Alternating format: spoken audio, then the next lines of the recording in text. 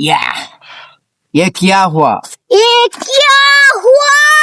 আমাকে কেমন লাগছে? আমি রাজেশ যা হ্যাঁ, আসসালামু আলাইকুম প্রিয় দর্শক, আপনারা দেখতে পাচ্ছেন আমার হাতে রয়েছে জাম্বুরা, যাকে আমরা বাদাবি লেবু হিসাবেই চিনি আমাদের গ্রাম্য সমাজে, আমাদের নওগাঁতে। তো অনেক জায়গায় দেশীয় ভাষায় জাম্বুরা। দেখতে পাচ্ছেন তো সাইজটা, এই যে এই গাছ থেকেই এই জাম্বুরা তৈরি করছি আমরা, মানে আল্লাহ তৈরি করছে, আমরা পারছি। তো দেখা যাক আজকে জাম্বুরাটা কাটবো। বিসমিল্লাহ কয়ে আগে এইভাবে মারে দেই, চুপি বার করবো আমরা প্রথমত।